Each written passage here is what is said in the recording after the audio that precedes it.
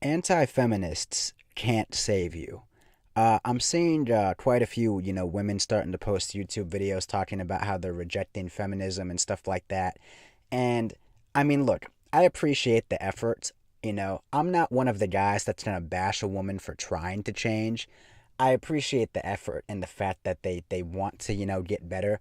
But the reality is, it's way too late. The damage has already been done. And simply not being a feminist isn't enough, okay? It takes way more than not being a feminist to be a good, reliable mate for a man. I'm going to give you guys an example of how far behind, just being an anti-feminist is, okay? It's like, look, just because you're not in the Ku Klux Klan, right? Just because you're not in the KKK doesn't mean you're not a racist, right? If feminism is the KKK, and being an anti-feminist just means, okay, you're not in the Klan, but you're still a racist. Let me explain to you guys what I mean. Just because you're an anti-feminist doesn't mean you still don't have the same desires, and you're still not going to use the system to get what you want. Okay, let's pretend a woman is an anti-feminist.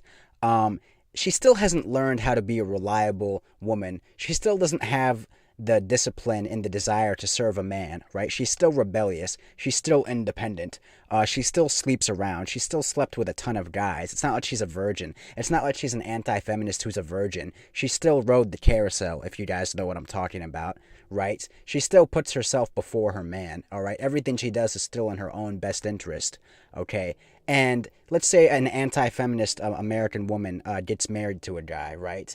And things aren't going exactly her way. She's still going to use the system, right, to get what she wants out of the man and leave him and take him to the cleaners and get his money and stuff. So she's still practicing a lot of the feminist privilege and a lot of the tactics that they have to be able to exploit and use men. So just because you're not waving the flag that you're a feminist, and you're saying you're an anti-feminist, doesn't mean you're not still practicing a lot of the same acts that these feminists are performing. And you're still in a society that gives you the power to destroy us at any time. And there's no way around that. As long as, here's the thing, right? Men know as long as the opportunity is still there for you to destroy us, it doesn't matter if you're an anti-feminist or not, because you can change your mind overnight, and we're never going to have peace of mind knowing that you have the power to flip the switch on us and, destroy us and become a feminist if you want, or still practice, feminist tactics and feminist behavior and putting yourself before us. Being an anti-feminist is not enough. It's not the same as being a devoted, loyal woman, right, who's not on social media, who doesn't have a high body count of sleeping with a bunch of guys before us, who isn't so liberated and independent, and everything she does is for her own best interest, right? A lot of women are using the anti-feminist thing as an excuse to say, all right, look, I'm good enough. You need to be with me, and you need to put me on a pedestal because now I'm not an anti-feminist. Now I'm an anti-feminist, so you need to put me on a pedestal. I'm worthy. I've earned my keep around here. No, you haven't even begun to earn your keep.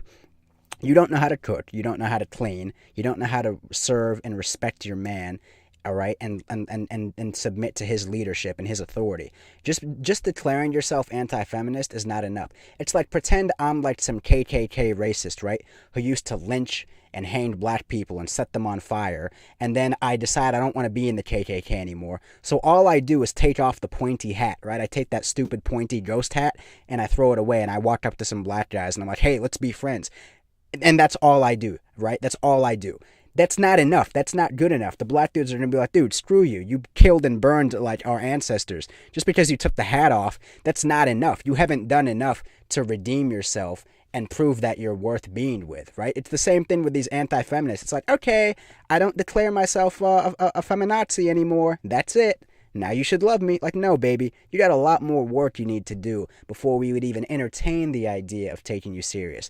Declaring yourself an anti-feminist, that's like step one out of 1,000. You still have, 999 more steps to go before. And here's the problem. A lot of you are damaged goods anyway. You've already been on the carousel. You've been liberated for too many years. So even if you denounce it, you're still like a damaged vessel. You're still not worth being with. It's like the KKK guy who killed a bunch of black people and then he denounces it. Dude, you're not gonna get forgiven in this lifetime. You better hope that you're born again in another life with a clean slate, and then you become a good person. That's how you're supposed to do it. Once the damage is done, the damage is done. You don't go running around killing a bunch of people, right? And then decide like I'm not a killer anymore. I'm now like a born again innocent person. It's not how it works, right? It doesn't work for racists, and it sure as hell won't work for anti-feminists either. And like I said, the laws are still in your favor to destroy us. So we're always going to have that anxiety of, is today the day she's going to flip on me and turn on me and destroy me? So it's not even close to good enough, honestly. And like I said, they're already used. They're already damaged goods.